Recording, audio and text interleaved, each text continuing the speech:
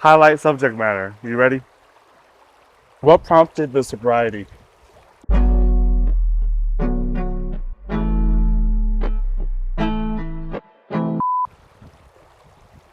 Because it got out of control. What is out of control to you?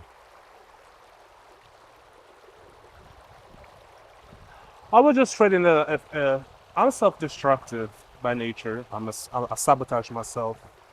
I sabotage myself pretty easily, and although it, it's great content for a uh, autobiography, to live it is not as fun. Um, I was a late bloomer with substances. Like I only started doing things using when I was your age, 25, 26. That's when I started using. But having an addictive personality, it didn't take me long to just go to 0 to 100, right? And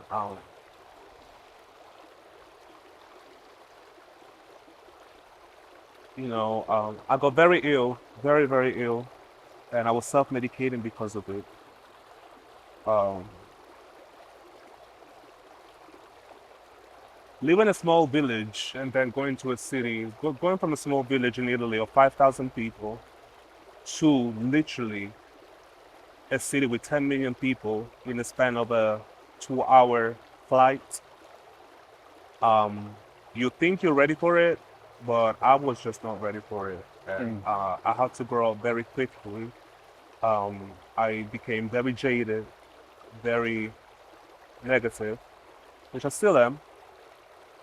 But I guess I was trying to find ways to cope um, through it, self-medicate. And that's the fallacy of substances. Trying to find a way to fill that empty void. Yeah, MC boy. Um,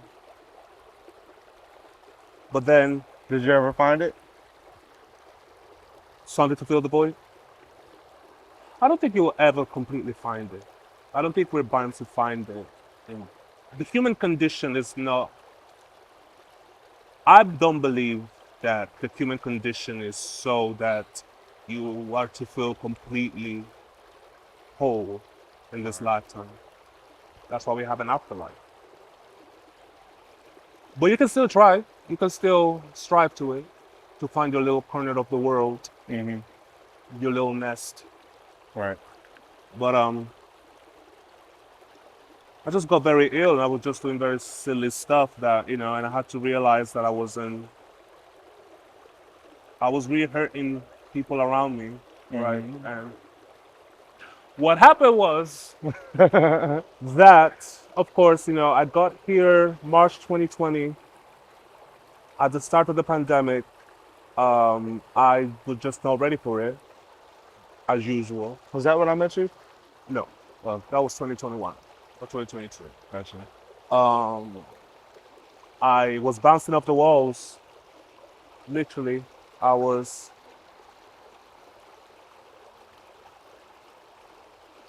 drinking my life away, smoking my life away, and just doing stupid stuff. And I was getting into a lot of trouble. And um, I was having severe bipolar episodes and um, psychotic episodes. And the decision was made.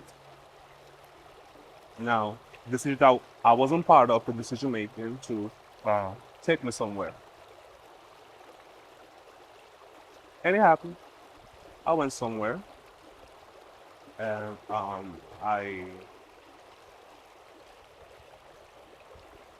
but that's when the recovery started. But don't get me wrong, that wasn't my last time going to a place like that.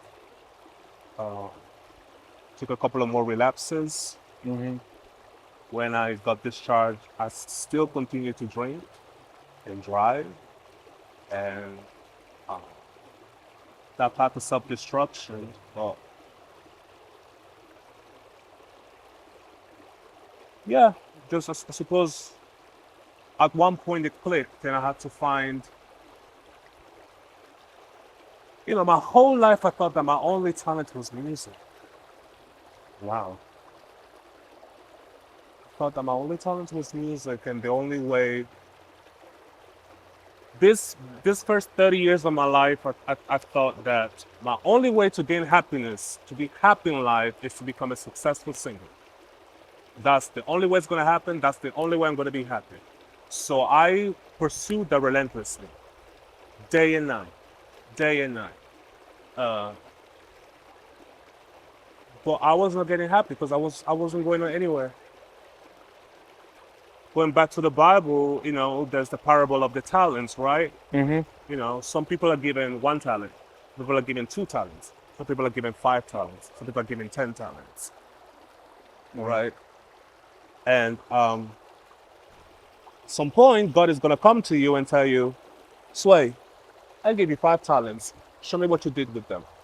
You'll be like, hey God, this is the talent that you gave me. This is what I did with them.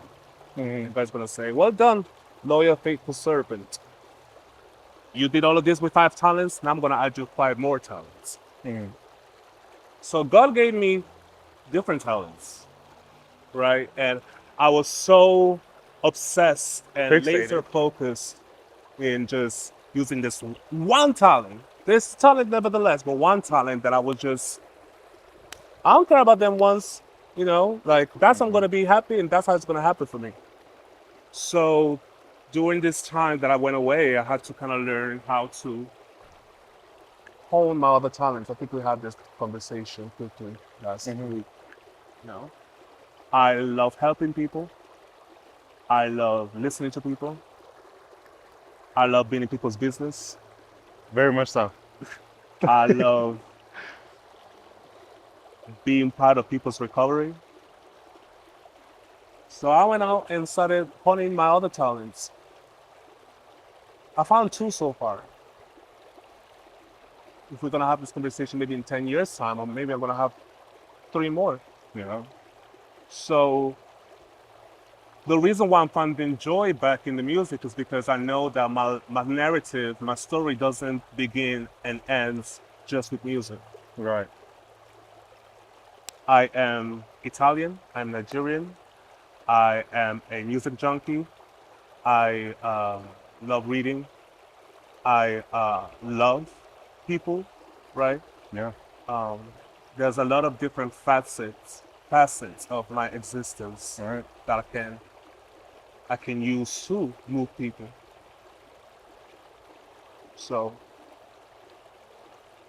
suppose that's where I found my meaning in doing other things. One thing about the talents that's interesting is, and we talk about success, and we talk about honing in on 1 talent, right? And it brings me to question of, he was talking about how in the Bible, Jesus will come say, yo, I gave you these talents. What did you do with them? And if our answer is only, yo, what I did with the talents is I made a lot of money because I was so talented, what does that mount up to if we're not happy? What does that mount up to him? All right. We made something that we call a dollar bill that is a interesting piece of paper. That we add value to. I find, instead of making the money with our talents, it's wild to say, but it's interesting that I can use this talent, like this video. I can use this talent. We're obviously doing things for free, but I don't know who's watching it, and someone will say, that's interesting. And then I pour it into someone that I don't know. I don't know that person. But I still did something with my talent. I transfer that into music. In our eyes, we can make music because we can make music for ourselves. We can be creative for ourselves. We can wear our clothes out. We can put our music on streaming platforms and not look forward to people listening to it. Whether, like you said, it's your cat or it's me listening to it. But it's still going to pour into someone somehow, some way. Thing that's interesting for me is when I was asking you about feeling empty and feeling like we'll ever be whole as people. Um, in a sense, I don't think. In a sense, I agree that not not in this life that not this life will ever be whole. Not in a fleshly sense, right? I feel like in a spiritual sense, we have all we need, you know. But the flesh will always hunger, just like an animal in the jungle. You're always seeking, hungry for something. Whether it's people are always looking for something to pray on or pray for. The only difference is a letter, A and an E, right? If you're praying on something, you're seeking, right? If you're praying for something, you're seeking. Just two different ways. Am I talking too much? You feel what I'm saying? Ah, this is crazy. Off the dome. I just thought Copyrighted. about that. I was like, Copyrighted. wow. Huh? Copyrighted. Oh, very much so. Were you mad about the decision Of what? of the decision that was made for? No. Um, I was just taken there. So by the time I realized where I was in already. So, and the person that made that decision said, "You need help." Okay. Because by that point, I went missing for a couple of days. And they said, "You need help." And in my head, I said, "Yes, yes, yes, I do." So, But you didn't say it outwardly. no. You didn't want it. Was it pride or? I was just so embarrassed by then, the police got involved. I went missing. My whole family, all around the world, was just, asleep for 3 days. So I was so embarrassed. So I was just like, almost like a little kid that kind of looks at mom after he like trashes the house and kind of like just waiting for the rent. So I was like, I guess I do, huh? Need help. So I went there. And actually, that's kind of where I started honing the new talent because I was talking to this, had to go to this group therapy stuff, which I've never done before. And I asked the lady, I still remember, I asked the lady, I was like, how do I do what you're doing? And she goes, well, you get yourself a degree, you go to this school, you get licensed, and then you do it. I was like, bet. So I left, put in an application for grad school, got accepted, and I silently did the thing in the throes of my depression because I want you to know that it wasn't easy. It was a situation where I left and I was rejuvenated and my outlook on life changed and now, no. As I said, I had to go back a couple of times. I relapsed a couple of times. Mm-hmm. I was still actively drinking all the way through grad school. Past grad school, my first year as a therapist, I was still doing the things that you do. But eventually that kind of like lessened. And I'm big on authenticity. So you know how sometimes you go to like your PCP, your doctor, and your doctor tells you stop drinking Coca-Cola, but he has like a big can of Coca-Cola on his bed, on his desk. So you kind of like, okay, so how can you tell me to stop drinking sodas because they're sugary and they're bad for me, and you have one on your desk? So I'm the type of person that if I tell you to stop doing something, that means I have to do it myself first. Facts. And I work with adolescents and teenagers. So if I'm telling teenagers to stop popping pills, it's because I had to get sober myself. I'm not going to tell you to do something that I haven't done before. And I hope it always stays that way. There's people call accountability. So, just like they say in some books, one day I just woke up. No, it wasn't like one day I just woke up. I was trying to pass this drug test. But the drug test, anybody that knows weed, frequently knows that weed stays in your system for up to 2 months. It does. But that specific drug test was a mouth swab. Now, mouth swab, if you don't smoke for 3 days, you're good to go. So I was like, can I commit to 3 days just to make sure I can pass this fucking test, this fucking drug test? Yes, I can. So I did, I committed to that. But I was thinking, okay, the minute I pass the drug test, let me draft the message to my plug so I can get, hey, I want my way. Passed the drug test, but I never called him back. I was like, let me see how far I can go with this. Yeah. And before that, the longest streak of sobriety was 11 months.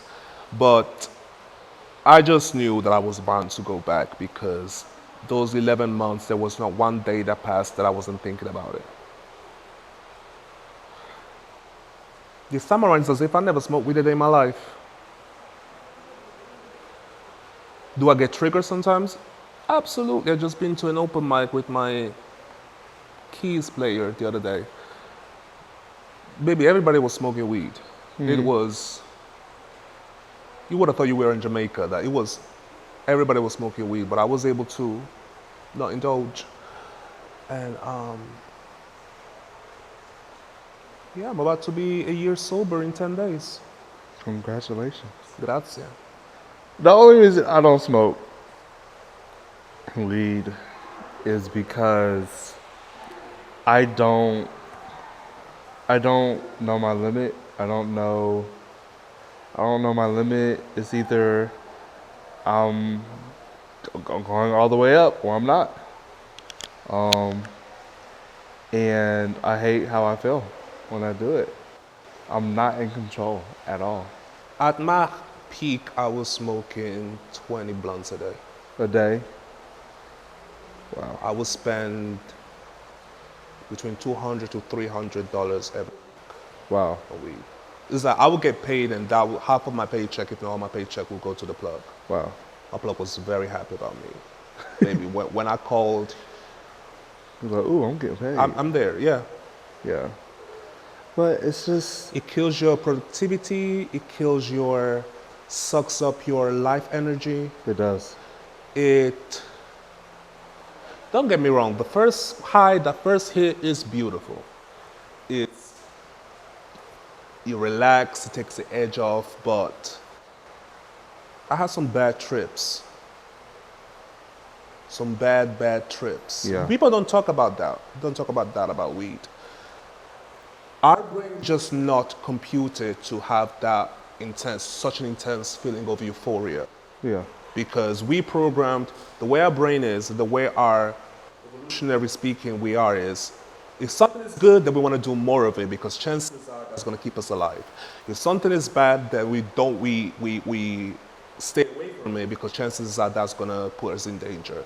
So anything that gives you such a rush of euphoria, of pleasure, your brain is going to be like, whatever that is, I want it times 10 the next time. But each high is always one step less than the other time. So by the time when I was smoking my 20 blunts a day, I wasn't getting high anymore. It's either I was just high all the time, I was just getting high anymore. And yeah, and that's when I talk about when I say lose control. Your whole day is based on procuring the weed.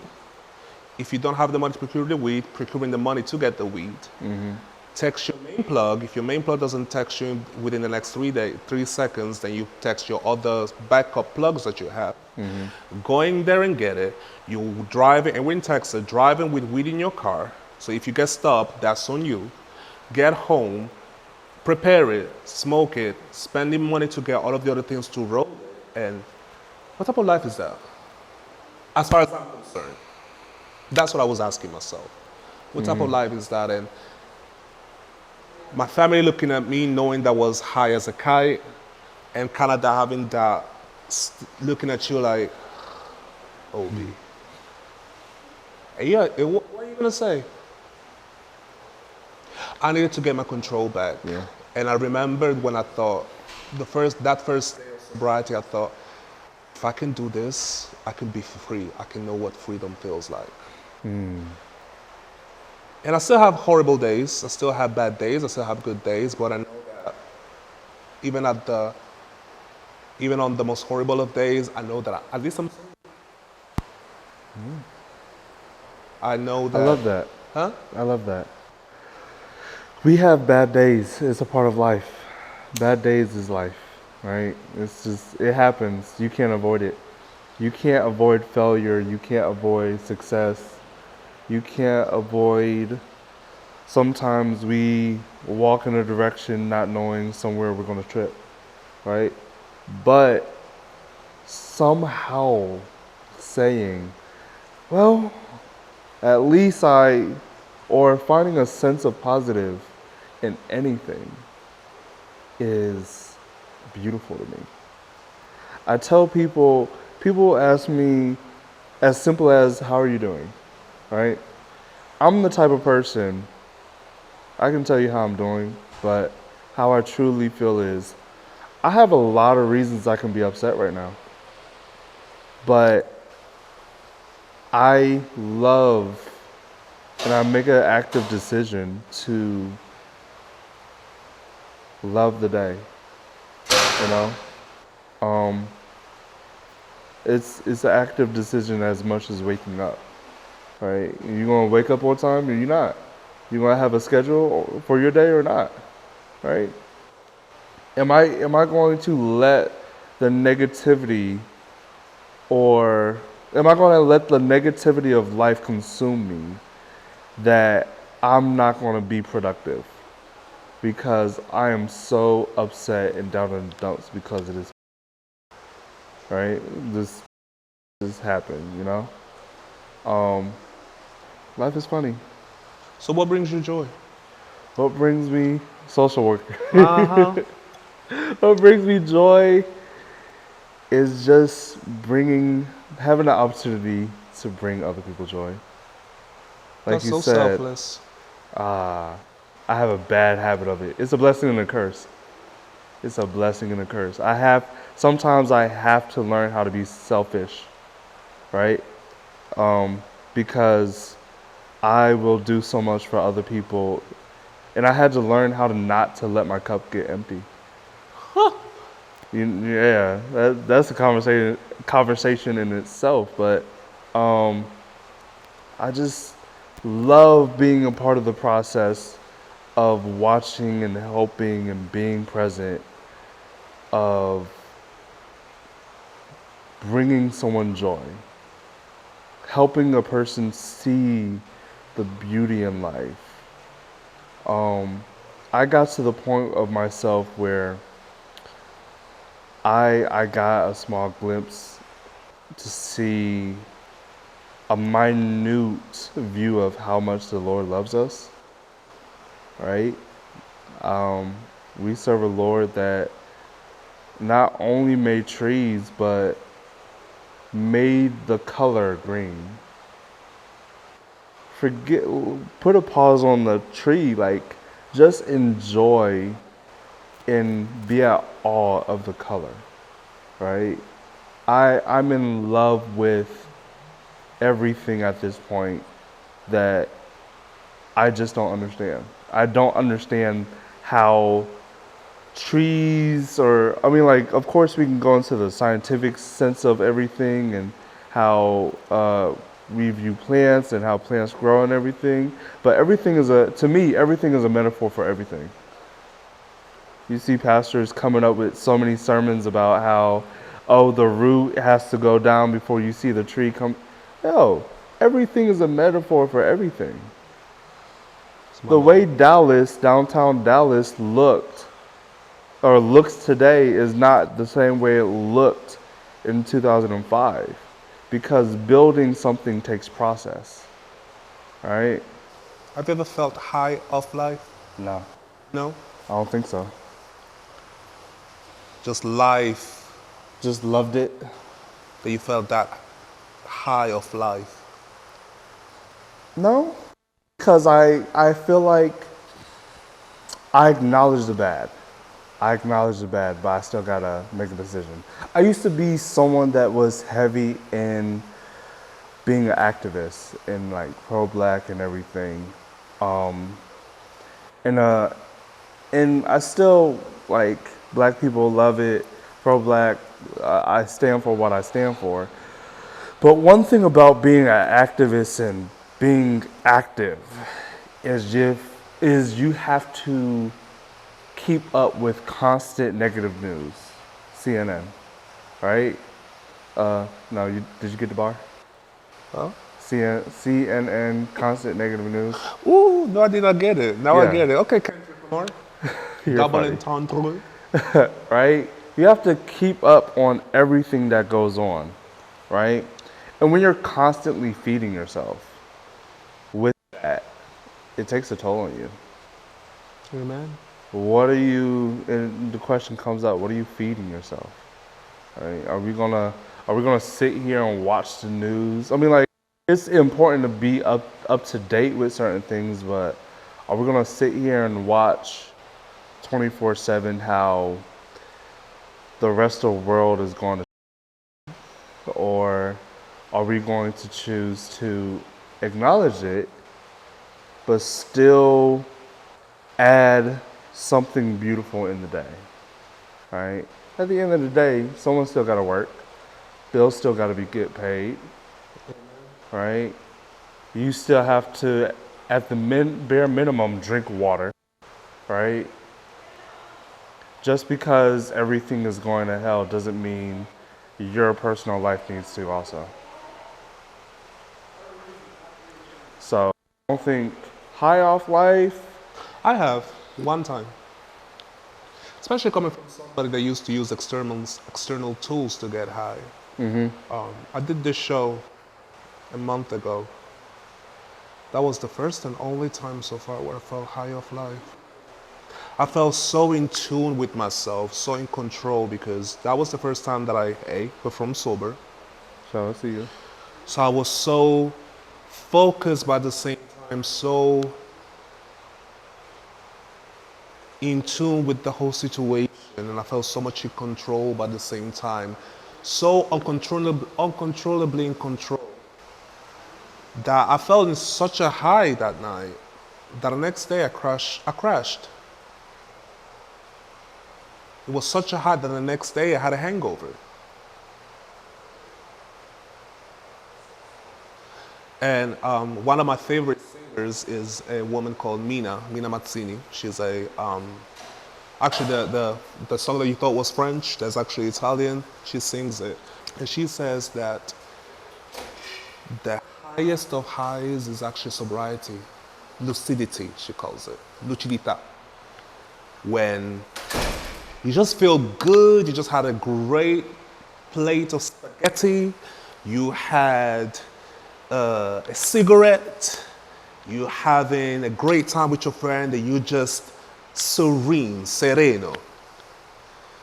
That's the highest of highs is sobriety. The highest of, she didn't say sobriety, she said lucidity, because they were asking her, do you use like painkillers, or do you use, this was in the 70s, right? So the 70s, hippie, so all of, there was a lot, the culture of like, the subculture of like drugs was really becoming mainstream.